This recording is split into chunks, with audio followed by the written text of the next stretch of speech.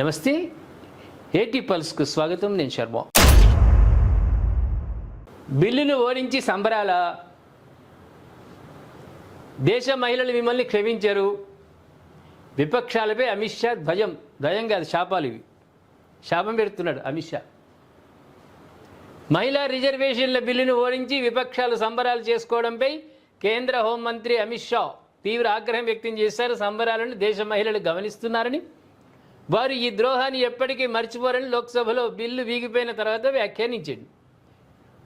131వ రాజ్యాంగ సవరణ, డీలిమిటేషన్, కేంద్రపాలిత ప్రాంతాల చట్ట సవరణ బిల్లులపై కొనసాగిన సుదీర్ఘ చర్చకు అమిత్ షా సమాధానం ఇచ్చారు. ఈ సందర్భంగా విపక్షాలపై తీవ్ర స్థాయిలో ధ్వజమెత్తారు. మహిళలకు రిజర్వేషన్ కల్పించే బిల్లును విపక్షాలు క్రూరమైన బిల్లుగా అభివర్ణించడంపై మండిపడ్డారు. మహిళలకు రాజకీయాల్లో వాళ్ళకు అవకాశాలు కల్పిస్తామంటే అది క్రూరమైన బిల్లుగా కనిపించింది ప్రతిపక్షాలు. నిన్న చూసిరు కదా పార్లమెంట్ సమావేశాలు, ఎట్లెట్లా మాట్లాడుతున్నారు ఒక్కొక్కడు. ఎంఐఎం అయితే కంప్లీట్ వద్దు, మాకు సంబంధమే లేదు బిల్లుతో, మాకు వద్దు మహిళా బిల్లు అని. అంటే మీ మహిళలు రాకుంటే అయిపోయినాయి, ఎవరు రావద్దా రాజకీయాల్లోకి? మంత్రులు, ఎంపీలు, ఎమ్మెల్యేలు కావద్దా ఇక మిగతా మహిళలు? అదే ఒంటింటికే పరిమితం కావన్నా? అదేవిధంగా ఉత్తరాది దక్షిణాది రాష్ట్రాల మధ్య బిల్లు విభేదాలు తెస్తుందని విపక్షాలు చేస్తున్న వాదనలను తప్పుపట్టిండు. ఎక్కడ ఎలాంటి ఇబ్బంది లేదు, స్పష్టంగా చెప్పిండు. 50% ఉత్తరాది కానీ దక్షిణాది కానీ ఉంటుంది. మహిళా రిజర్వేషన్ ప్రత్యేకంగా ఏమైనా మార్పులు చేయాలన్నా చేస్తామని చెప్పింది అమిత్ షా. బీజేపీ గవర్నమెంట్ చెప్పింది, మీరు దాన్ని అంగీకరించలేదు. వన్ సైడ్లో వెళ్ళిపోయి మీ కూటమంతా బిల్లు పాసు కాకుండా చేసిర్రు. ఇప్పుడు దేశం అంతా సంబరాలు చేసుకుంటున్నారు. ఈ ఎఫెక్టు రాబోయే ఎన్నికలలో ఉండదా? భవిష్యత్ ఎన్నికల్లో మహిళలు తిరగబడరా? మిమ్మల్ని క్వశ్చన్ చేయరా? మా మహిళా బిల్లునే మీరు వ్యతిరేకించిరే, మీకు ఏ విధంగా ఓటు వేయాలని మహిళలు అడగరా? అప్పుడు తెలుస్తుంది మీకు.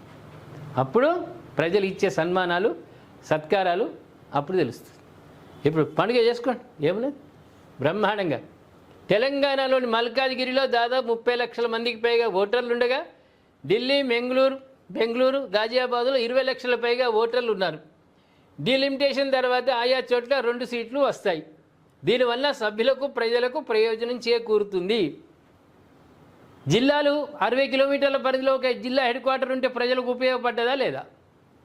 నియోజకవర్గాలు కూడా, ఒకటి పెద్ద నియోజకవర్గం ఉన్న చోట 2 నియోజకవర్గాలు అయితే పరిపాలనా సౌలభ్యం ఉంటుందా ఉండదా?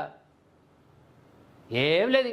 ఇంట్లో రాసుకొచ్చిన స్క్రిప్టులు పార్లమెంట్లో చదవాలి, లొల్లి లేపాలి, బిల్లులు పాసు కాకుండా చేయాలి. ఇదే ప్రతిపక్షం ఉద్దేశం. ఏమైంది? నలుగురిలో అబాస్పాలైపోయారు.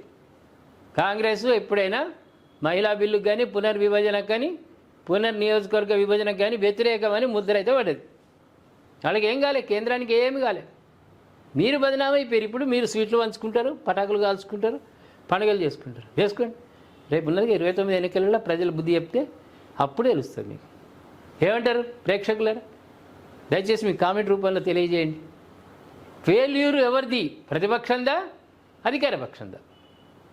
మీరు కామెంట్ రూపంలో తెలియజేయండి. సబ్స్క్రైబ్ చేసుకోండి, షేర్ చేయండి.